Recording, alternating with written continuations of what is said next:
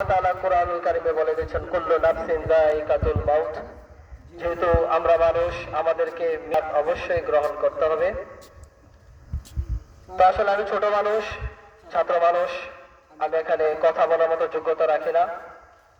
সকলেই আমার এই দাদার জন্য দোয়া করবেন, আল্লাহ পাক রব্বুল আলামিন যেন ওনার মুনকার নেকির সওয়ালের জবাবগুলো সহজ করে দেন এবং আল্লাহ পাক যেন ওনার কবরটাকে জান্নাতের বাগান বানিয়ে দেয়। সকল বলেন আমিন। সবাই একবার জোরে বলেন আমিন। আল্লাহ পাক যেন ওনার গোটা জিন্দেগীর গুনাহ খাতাগুলি মাফ করে দেয়। এই যিনি খাটিয়া শুয়ে রয়েছেন, গতকালকে উনি অনেক ভালো ছিলেন, সুস্থ সবল ছিলেন, নিজের পায়ে হেঁটে বাড়িতে গিয়েছেন। আজকে ওনাকে চারজন চার কাঁধে করে ঈদগাহ মাঠে আনেছে। একটু চিন্তা করেন, উনি কালকে রাত্রে বেলায় নিজ পায়ে হেঁটে বাড়িতে যাওয়ার তৌফিক আল্লাহ দিয়েছেন, কিন্তু আজকে এখানে আসার পর্যন্ত সেই তৌফিক আল্লাহ পাক দেয় নাই।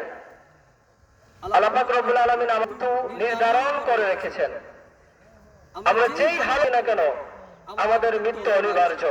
মৃত্যুর স্বাদ আমাদেরকে গ্রহণ করতেই হবে। আমরা যেভাবে আজকে সমাবেশের সাথে একত্রিত হয়ে সালাতুল আসরের নামাজটা যেভাবে মসজিদে এসে আদায় করেছি, মসজিদের খোরাক তো হলো মুসল্লি, কিন্তু আমাদের এর থেকে শিক্ষা কি নেওয়ার আছে? আজকে আমরা সালাতুল আসর যেভাবে একসাথে এক হয়ে আদায় করলাম, কিন্তু দেখা যাবে মাগরিবের সময় ভিতরের কাতারগুলো ফুরে না। আল্লাহর রাস্তে দুই পায়ে হাত দিয়ে বলে বলি, এটা হচ্ছে ফরজে কিফায়া নামাজ, আর 5 ওয়াক্ত সালাত হচ্ছে ফরজে আইন, যেটাকে আপনার অবশ্যই আদায় করতে হবে। সেই দিকে অবশ্যই আমার বাবাদেরকে ভাইদেরকে বলবো, একটু নামাজমুখী হন, মাওলার ভয় অন্তর স্থাপন করুন। আমাদেরকে ওইভাবে মরতে হবে।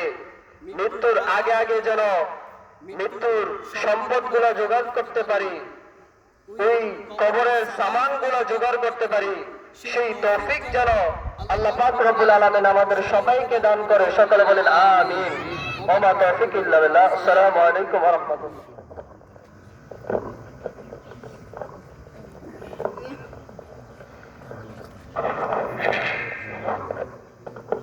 আমাদের রসুলপুর দক্ষিণধারা মসজিদের সম্মানিত ইমাম ও খতিব মুফতি মাওলানা ইয়াকুব আলী সাহেব দু একটা কোরআন হাদিস থেকে কথা বলবেন, দয়া করে আমল করার আমরা চেষ্টা করবো। সকল বলে আমিন।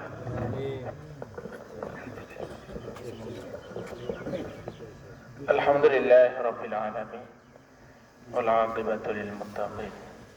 সম্মানিত মুসল্লিয়ানে কেরাম, আল্লাহর হাবিব সাল্লাল্লাহু আলাইহি ওয়াসাল্লাম একদিন সাহাবাদেরকে বলেন, সাহাবারা বলো তো, মাল ফারকু বাইনাল হায়াতি ওয়াল মাউতি, মৃত্যু আর জীবনের মাঝে কতটুকু পার্থক্য? কতটুকু সময় আছে মৃত্যু আর জীবন? এই সময়টা তুমি কি মনে করো? সাহাবাই কেরামরা বলেন যে ফজরের নামাজ পড়লে জোহরের নামাজ পড়তে পারবো কিনা আমার কাছে এটা সন্দেহ লাগে। কেউ তো বলেন যে আমি জোহরের নামাজ পড়লে আসরের নামাজ পড়তে পারবো কিনা, এটাও আমার কাছে সন্দেহ লাগে। আল্লাহ হাবিব বললেন, সাহাবারা তোমাদের কারো উত্তর ঠিক হয় নাই। আমি মনে করি হায়াত আর মওতের মাঝে সময়টা কতটুকু জানো? বলে কতটুকু? বলে তুমি যখন নামাজে সালাম ফিরাও, ডান দিকে সালাম ফিরাও, আসসালামু আলাইকুম ওয়া রাহমাতুল্লাহ। আল্লাহর হাবিব বলেন, আমি মনে করি বাম দিকে আমি সালাম ফিরাইতে পারবো কিনা। বাম দিকে সালাম ফিরানোটা কয় সেকেন্ড সময়? 2 থেকে 3 সেকেন্ড সময়। রাসূলুল্লাহ বলেন, এই 3 সেকেন্ড সময়টাকেও আমি মনে করি হায়াত আর মওতের এর চেয়েও কাছে। জোরে বলেন সুবহানাল্লাহ। মানে মৃত্যুটা এত কাছে, 3 সেকেন্ডেরও কোনো ভরসা নাই। কয় সেকেন্ডের? 2 থেকে 3 সেকেন্ডেরও কোনো ভরসা নাই। অথচ আমরা এক একজন মনে করি আমরা আখিরাত কিনে ফেলছি। দুনিয়া আমার স্থায়ী, কি বলেন, স্থায়ী মনে করি না? বিল্ডিং এর পিলার দেখলে মনে হয় এক একজন 100 বছর বাঁচবে। কয়শো বছর? 100 বছর।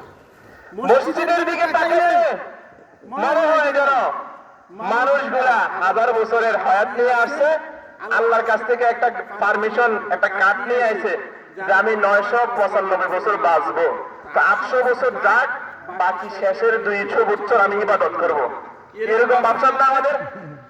এই ভাব নিয়ে আমরা চলি, অথচ আমাদের আর মৃত্যু না যে সামান্য 1-2 সেকেন্ড, যে কোনো সময় আমাদের মৃত্যু হয়ে যাবে।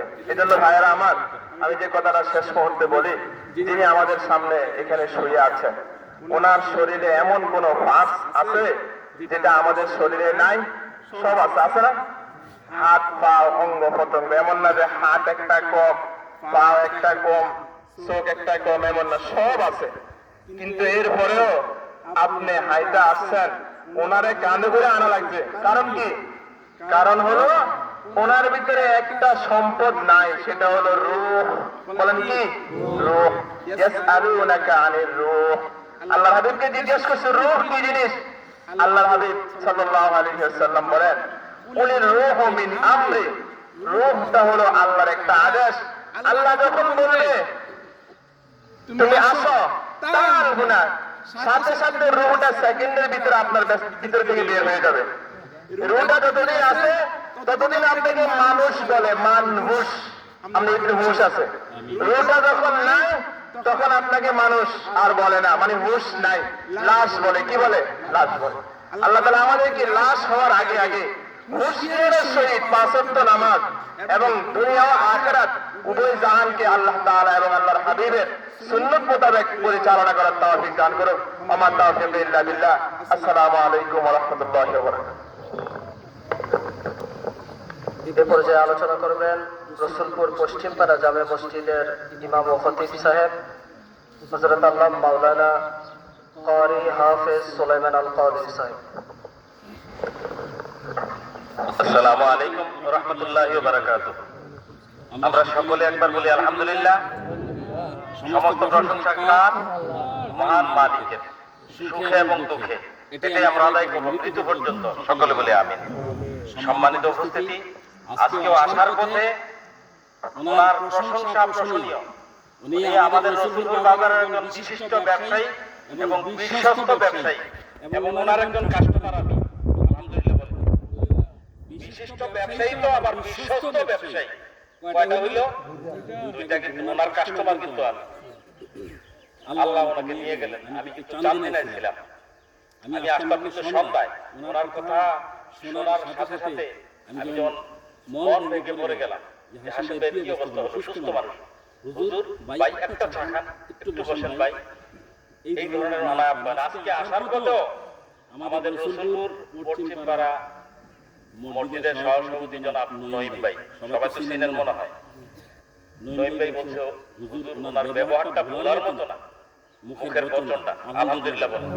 থাকবেটা কি মানুষের কোটা জিন্দেগিতে? থাকবে কি? এটাই তো। ব্যবহারের কারণে মানুষ অনেক কিছু হয়। আল্লাহ যেন ওনাকে জান্নাতবাসী করে, সকল বলে আমিন। ওনার বড় ছেলেটা হেরেম শরীফে আছে, ভাগ্যবান লোক না? ওনার ছেলে সাইফুল, আমাদের সাইফুল আজকে আসছে। আলহামদুলিল্লাহ বলেন। সাইফুলের পার্টি আছে ওনার ভাগ্যে। ওনার বড় ছেলেটা শফিউল হেরেম শরীফে আছে। কত ভাগ্যবান ব্যক্তি উনি।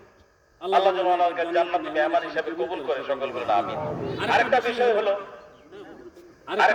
হলো এখানের ভিতরে একটা মানুষ যদি গড়ায় কিছুদিন, স্ত্রী এবং ছেলে মেয়ে কিছুদিন পরে এটা মরে নাকি পায়খানা গন্ধ করে, পেশাবের গন্ধ করে, ঠিক না বেঠি? কিন্তু এই সমস্ত থেকে আল্লাহ নিয়ে গেল।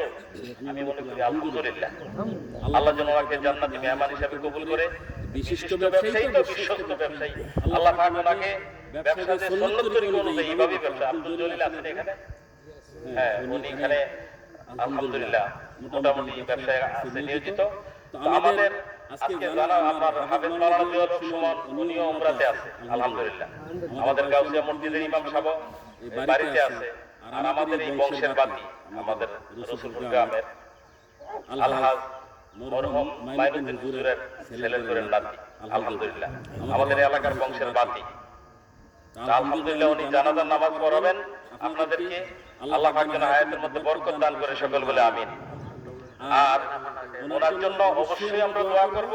আর দোয়া ছাড়া কিছুই নাই, দোয়াদের কোনো সময় না, শুধু একটাই আল্লাহ আমাদেরকে কোনো পরিবারের কাছে কোনো ঘৃণিত হিসেবে না হই। সকলে বলি আমিন। এবং আমি নিজেও, আমি ইমাম সাহেব 2-4 দিন পরে যে বলি মনে রাখা, এই সমস্ত ঘৃণার পাত্র যেন পরিবারের কাছে আমরা না হই। সকলে বলি আমিন। ঈমান ইহসানের সঙ্গে আল্লাহ যদি দুনিয়া থেকে নিয়ে যায়, সকলে বলি আমিন। আমাদের মাওলানা জিসান উনি ওনার পক্ষ থেকে মাপ নেবেন এখন। দাদার পরিবারের পক্ষ থেকে আমাকে বলা হয়েছে মাপ নেওয়ার জন্য। ওনার ব্যবসা বাণিজ্যে চলাফেরায় যদি আপনাদের মনে বিন্দু পরিমাণ আঘাত বা কষ্ট পেয়ে থাকেন, আল্লাহর ওয়াস্তে আজকে এই বিদায় লগ্নে ওনাকে মাফ করে দিবেন। আল্লাহর ওয়াস্তে ওনাকে আপনারা সবাই মাফ করে দিবেন। আল্লাহর ওয়াস্তে ওনাকে সবাই মাফ করে দিবেন। আপনাদের জানা মতো উনি কেমন লোক ছিলেন? খুব ভালো উনি ছিলেন, কেমন লোক ছিলেন? ভালো ছিলেন, উনি কেমন লোক ছিলেন? ভালো ছিলেন। আল্লাহ পাকের দরবারে যেন উনি ভালো হিসেবে সাব্যস্ত হয়। হ্যাঁ, উনি যেহেতু ব্যবসা বাণিজ্য করছেন, লেনদেন করতেই পারে। যদি আপনারা পাওনা থাকেন, অবশ্যই সাইফুল ভাই আছে, চাচা আছে, সকলে চেয়ে নেবেন। আর যাদের কাছে দেনা আছে, আমার দাদা দিনাদের কাছে পাবেন, ওনারাও এসে যোগাযোগ করবেন, লেনদেনের বিষয়টা মীমাংসা করে নেবেন ইনশাআল্লাহ। সময় গেছে।